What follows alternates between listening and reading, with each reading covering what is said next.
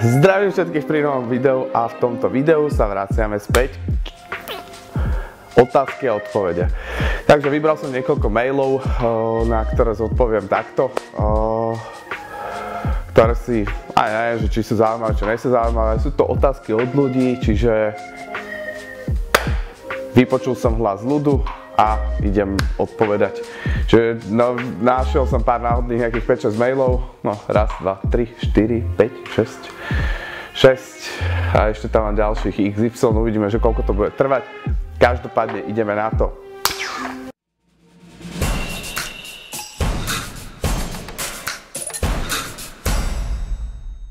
Potreboval som poradiť ohľadom stravy, aby som neprekročil 1300 kalórií. Ktoré potraviny je najlepšie kombinovať, keď chcem schudnúť v páse. Takže dve veci. V prvom rade potraviny kombinovať. Odpoviem, len nechcem, aby sa to pochopilo zle v zmysle, že tak toto sú potraviny na chudnutie. To sú potraviny, ktoré ti pomôžu byť menej hladný, keď sa budeš snažiť chudnúť. Čiže aby to nebolo pochopené tak, že toto sú potraviny na top 10 potravín na spaľovanie tuku. Takže to určite nie. A schudnúť z pásu, to je dobre a to najskôr aj schudneš, pretože podľa pásu si vieš kontrolovať presne, že či chudneš tuk alebo nie. Len samozrejme nedá sa lokalizovane chudnúť. Z hodou okolností z pásu schudneš väčšieho, keď si chlap najľahšie, čiže v tomto prípade to je jedno. No a ktoré potraviny? Takže určite, ako som spomínal vo včerajšom videu, nepiť svoje kalórie, čiže v princípe žiadne proteínové drinky a podobné veci. V druhom rade všetky, čo sa týka bielkovín, všetky chudé mäsa, všetky chudé jogurty, ideálny je grécky jogurt, kde je 0% tuku, alebo skyr, kde nie je tuk. Všetky proste nízkotučné veci. Aj keď viem, že áno, samozrejme sa to hovorí, že tuk vôbec není zlý, to není tuk, kvôli ktorému priberáte. V tuku sú kalórie, 1 gram tuku 9 kalórií pre Boha, tak ako, prečo by som mal počúvať nejakú mantru, že tuky potrebuješ na správne fungovanie svojich hormónov a podobné tisíckrát opakované rady zo ženských magazínov. Takže určite sa vyhýbaj tuku, to neznamená, že si nemôžeš dať nič, kde nejaký tuk je, len treba počítať s tým, že je to vždy kalorickejšie a oveľa kalorickejšie. Takže tak. Ďalšia top potravina, ktorú jednoznačne odporúčam, sú strukoviny, fazula, šošovica. Ako keď si urobíš hrnie šošovice, tak to máš na 200 gramov, len teraz strieľam, lebo nepamätám si to presne, ale mi to vychádzalo okolo 600-700 kalórií a to je celý hrniec, to je proste, že môžeš jesť od rána do večera. Podľa mňa veľmi podhodnotená potravina, každopádne veľmi užitočná aj v diete. Takisto zemiaky. Zemiaková kaša je král číslo 1, tiež nízkokalorická vec, ktorá ti pomôže v diete, že to má veľký objem a zasytí ťa to. A čo sa týka ďalších vecí, určite uprednostňovať z môjho pohľadu, závisí, že či si nejak extra obezný, ale vo všeobecnosti skôr uprednostňujem sacharidy pred tukmi, čiže vyhýbať sa skôr tukom.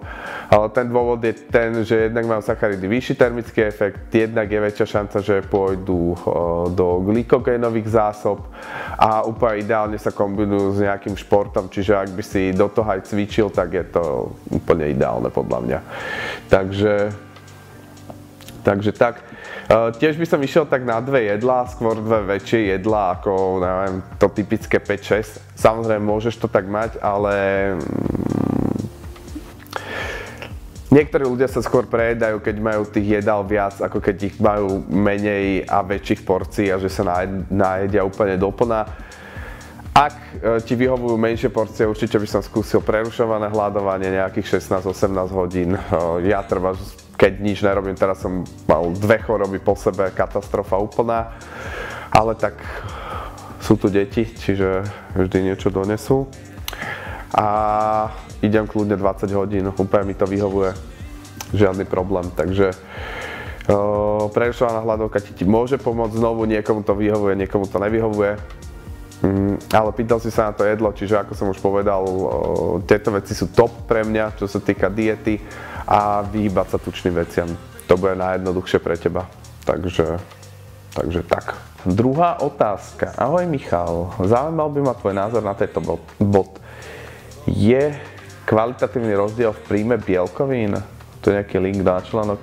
Mohu zhubnúť či frekvencii, či jídla denne? Áno, dejte si malé, či... sa mi nechce čítať. Často ve svojej praxi vidím, jak lidé řeší, kolik snedí bílkovín. Nie je jenom to číslo, kolik to bylo gramov, ale z jakého to bylo zdroje, jaká je využiteľnosť toho zdroje, za jakých je to podmínok, to neřeší, nepřikladaj tomu dlže. Neviem, na čo presne narážaš. Ak narážaš na rastlinné zdroje, tak pravda je takáto. Ľudia bielkoviny z rastlinných zdrojov podceňujú z toho dôvodu, že sa to z nejakého dôvodu istú dobu a šíri sa to dodnes, sa šírilo, že to není plnohodnotný zdroj, lebo tam nie sú všetky aminokyseliny, no tak to je v prvom rade omyl veľký, pretože oni sú tam všetky tie esenciálne aminokyseliny, len niektoré spravidla tam bývajú v nízkom zastúpení. Čiže je ich tam menej ako v nejakom živočíšnom zdroji. Väčšinou to býva 1-2 aminokyseliny. Preto sa prišlo k tomu, že OK, tak musíte to kombinovať. Čiže treba typické taký príklad bolo rýža, s čím to bolo? Vegetariáni, pomôžte mi, nie som si istý, ale tiež potom fazula s niečím. Myslím, že fazula a rýža, alebo takto nejak bolo. Takže no to nie je tak, že tam nie sú všetky, oni sú tam všetky len v väčšom množstve a treba z jeden rastlinný zdroj má viac tej jednej aminokyseliny a druhý menej. Ale to, čo sa tvrdilo je, že to musíš zjesť spolu, lebo inak je to úplne zabité, inak sú tie na nič tie aminokyseliny. To nie je pravda. Ty, keď si dáš jedno jedlo a potom v priebehu dňa si dáš jedlo, kde tá aminokyselina, ktorá v tom jednom rastlinnom zdroji chýba, zješ, tak je jedno, že to zješ teraz alebo o 3 hodiny. A čo sa týka ľudí, ktorí proste len kombinujú živočíšne zdroje a rastlinné zdroje, tak tí to nemusia riešiť vôbec. Čiže pokiaľ počas dňa zjedia rastlinné zdroje a živočíšne, tak to môžu kľudne počítať ako plnohodnotnú bielkovinu. Je taký score systém PDCAAS, myslím, že tak je tá skratka, aká je vstrebateľnosť, využiteľnosť a to sa tam môže do istej miery trošku líšiť, ale podstatné je to, či dostanete do svojho tela všetky tie potrebné aminokyseliny a to, že sú nejaké drobné rozdiely, samozrejme šošovica, fazula sa vám o niečo horšie bude vstrebať ako treba zlatý štandard, ja neviem, mlieko alebo whey protein, ale vo všeobecnosti sa uvádza, že stačí z tých rastlín, ak by ste jedli iba rastlinné zdroje, tak stačí jesť o 20% navyše oproti vašim potrebám, aby ste boli úplne v pohode. A tých príkladov, že dokážu fungovať aj vegáni a vegetariáni ako v normálnom živote a že nemajú nejak extra problém, tak tých je viac, len musia vedieť, čo potrebujú. Viem, že suplementujú leucín často a kreatín a ešte sú tam nejaké veci. Čiže je to taký mýtus, že musíte jesť mäso a ja viem, že je to moderné, že ja som strašný chlap a jem krvavé stejky, ktoré som si ulovil, ale máme takých príkladov veľa, môžem uviesť v diskusii. Takže tak, čiže skrátke, ak to kombinuješ, tak by som to neriešil vôbec. Ak ješ iba rastlinné zdroje, pridaj tam plus 20% k tomu orientačnému príjmu a je to úplne v pohode. Takže ďalšia otázka. Kniha je super, všetko mi dáva zmysel, len na jednu otázku, ešte k tej knihe. Samozrejme, link na knihu Tajomstvo chudnutia, ktorá mení životy, nájdeš v popise. Takisto link na skupinu Fitness Revolúcia na Facebooku a takisto Instagram môj, kde dávam úžasné veci. Uvidíš, že je to fakt dobré. A ešte k tej knihe. Je super napísaná, nie som síce Boris Filan, ale fakt zatiaľ mám pocit, že všetci chápu tie základné princípy a niektorým ľuďom otvára oči, čiže je to jednoduchá kniha, je zadarmo, má hodnotu podľa mňa tak 400 €, takže určite si ju prečítaj, ak si ju ešte nečítal alebo nečítala. A teraz k otázke. Keď podľa toho, že ak je výdaj vyšší ako príjem, človek logicky chudne, áno, to je veľmi logické. Čo sa stane, ak som v kalorískom deficite, ale podľa prepočtu v aplikácii príjmem viac tuku, ako by som mala, alebo viac sachrov. Ďakujem. No a toto je tá krása, ktorú nechápu low carbery, no carbery a hociakí iní fanatici. A to je toto. Urobím o tom samostatné video, ale poviem to aj tu. Predstavte si takú pyramídu, alebo takúto, a úplne na vrchu alebo takú striežku, a úplne na vrchu si určíme kalórie. Napríklad 2000. Samozrejme, niektoré dni spálim 1800, niektoré 2500, niekedy 2200, čiže najlepšie to treba si priemerovať za celý týždeň. Ale, čo chcem povedať? Povedzme, že 2000 ten deň viem, že spálim. Čo ďalej? No tak ďalej, pod tými kalóriami, to je proste limit, to je ako tempomat. Čiže nastavím si tempomat na 2000 km za hodinu, som vo vesmírnej lodi. A teraz viem, že tých 2000 nemôžem presiahnuť. A to, čo vnútri tých 2000 km za hodinu robím, je, že si stanovím makronutrienty. Čiže z čoho by sa to malo skladať? No tak 500 km za hodinu mi dáva turbo, ďalších 1000 km za hodinu mi dáva 8 válec a ďalších, ja neviem, 500 km za hodinu magnetické pole nejaké. Čiže 2000 nechcem prekročiť, viem, že chcem povedzme aspoň 120 gramov bielkovín denne, viem, že 120 gramov bielkovín má 480 kalórií, čiže to hneď nám odíde, to nám odíde ako hypotéka, čiže zostáva mi koľko peniažkov, to je asi lepší príklad, zostáva nám 1500 €. No a s tými 1500 € teraz sa máme rozhodnúť, že kde ich investujeme. A je to úplne jedno. V princípe je to úplne jedno, kde ich investujete, čiže či to bude do sacharidov, či to bude do tukov, je to jedno. Ak prekročíš tuky, musíš ubrať sacharidy, lebo by si prekročil kalórie. Ak prekročíš sacharidy, musíš ubrať tuky, lebo by si prekročil kalórie. Čiže nestane sa vôbec nič, prispôsob tomu zvyšok jedla v ten deň a hlavne dodrž bielkoviny. To si myslím, že som zrozumiteľne vysvetlil. Toto je dlhé.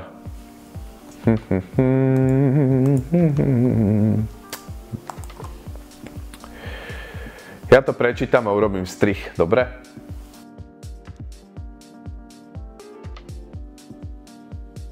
Ahoj, snažím sa schudnúť tuk a v cvičení a strave som začiatočník, takže tvoja kniha mi prišla vhod, nie že ti prišla vhod, otvorila ti oči. Len potom, ako som pozeral tvoje video na YouTube, najčastejšia chyba ľudí, ktorí chcú schudnúť, som ostal trochu zmeteľa. Hovoril si v ňom, že najviac kalórií sa spáli bazálnym metabolizmom. Áno, to je pravda, tomu chápem. Ale nechápem tomu, že keď si povedal, že človek, ktorý je málo je a má veľa kardia, nie je správna cesta ako schudnúť. Nie je to tak, že pokiaľ človek v kalorískom deficite spáli za deň viac kalórií, či už kalorískom alebo kardiom a posilovaním, ako príjme, tak schudne? Hovoríš, že cvičením chceme predovšetkým nabrať svalovú hmotu, ale dá sa nabrať svalovú hmotu, ak som v kalorískom deficite? Čo je vlastne najlepšia cesta, ako percento tuku znížiť? Záleží na tom, čo človek je počas dňa, ak je v kalorískom deficite a pred a po silovom tréningu. Viem, že Takže, toto je veľmi zaujímavá otázka, je dlhá, čiže som už 3-krát zabudol, čo bolo na začiatku, ale aby sme sa dostali k tomuto. Hovorí, že cvičením chceme predovšetkým naberať svalovú hmotu. Tak prvá vec bolo tie kalórie. Samozrejme, keď budeš cvičiť, spáliš viac, to je logické. Ide o to, ako je to praktické. Inými slovami, keď viem, že bazálnym metabolizmom a bežnou dennou aktivitou spolu spálim 2000 kalórií a zároveň viem, že na 500 kalórií musím fakt treba z hodinu tvrdo cvičiť, tak čo bude pre mňa jednoduchšie? Ubrať 500 kalórií alebo každý deň makať hodinu a pol. aby som spálil 500 kalórií. Čo je udržateľnejšie. Pretože určite je udržateľnejšie to trošku podseknúť kalórie a trošku zmeniť zloženie toho jedálničku, aby som najedol úplne blbosti.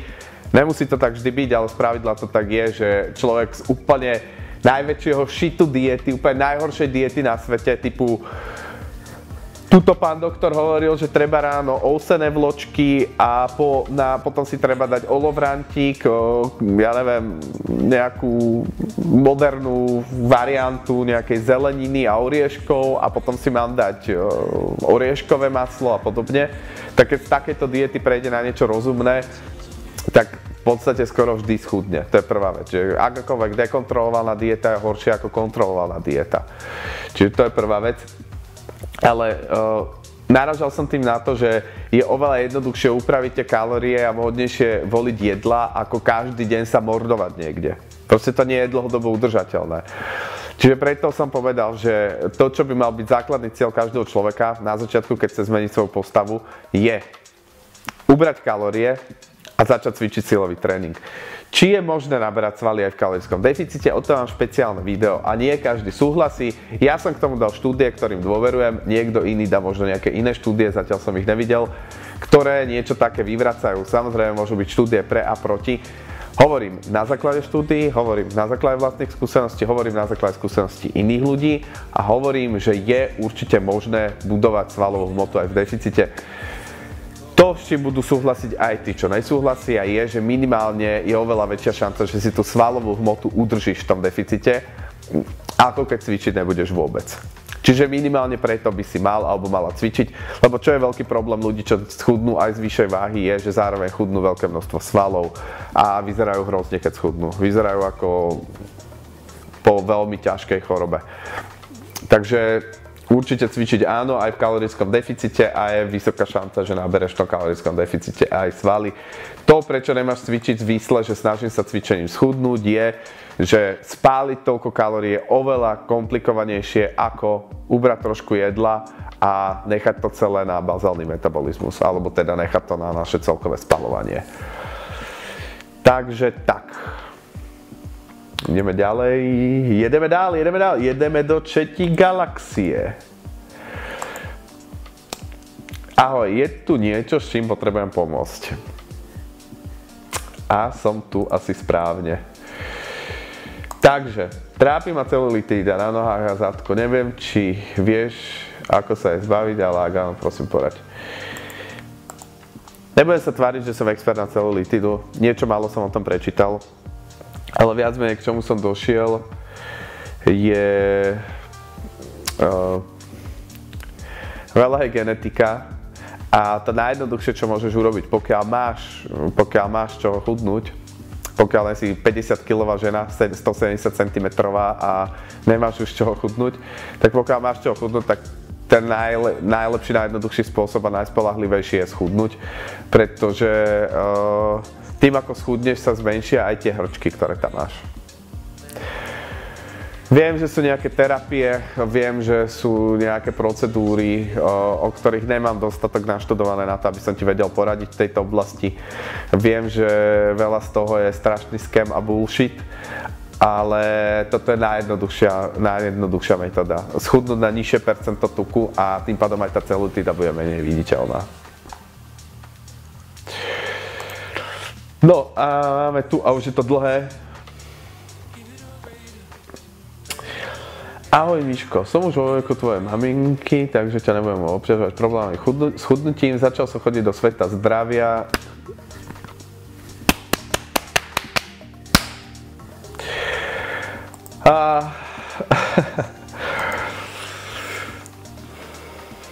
Z mojej strany 0 bodov.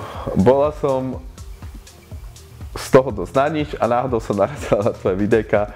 Veľmi sa mi páčili, všeličom rozumiem, som lekárka, ale nechápem, ako sa dám nahovoriť na ďalší kurz. Väčšinou, keď je človek zúfalý, tak sa nechá na všeličo nahovoriť. Ako som všetko od teba napočúvala, tak mi docvaklo, že princíp je o mnoho jednoduchší, ako sa nám všetci experti snažia nahovoriť. Takže papier, pero, vyrátanie denného príjmu minus deficit a idem aj z váhy dole. Ďakujem za nakopnutie správnym smerom. Tak v podstate není otázka, ale toto ma veľmi potešilo. A tuto vidíte, že ma to naozaj trápi, keď ľudia chodia do inštitúcií ako Svet zdravia, kupujú si Herbalife produkty na chudnutie, kupujú si jedálničky od instagramových modeliek alebo od ľudí, ktorí proste vyzerajú ako totálny bulo, ale ľudia majú pocit, že sú to experti na výživu a neviem čo. Experti na niečo možno, ale asi na výživu nie. Takže potešilo. Určite mi napíšem ti aj mail, čiže určite mi napíš, ako sa ti v tom darí. Držím ti palce. Keď môžem, vždy odpoviem. Prepáčte všetci, ktorým neodpovedám na maily, odpovedám na všetky, ale niekedy sa k nemu dostanem po mesiaci. Nevždy mám chuť, nevždy mám čas, niekedy to trvá dlho, čiže odpovedám naozaj na všetky maily, ale niekedy to môže byť proste s veľkým oneskorením. Takže tak. Fitness revolúcia na Facebooku, skupina Rastieme každý deň. Čoskoro budeme najväčšia skupina v Československu, to je úplne bez pochýb. Instagram, link v popise, kniha Tajomstvo chudnutia. Najjednoduchšia kniha v histórii ľudstva o chudnutí a priberaní. Nič viac nemusíš čítať a je to zadarmo, aj keď to má hodnotu 400 €. Link v popise. Pekný deň.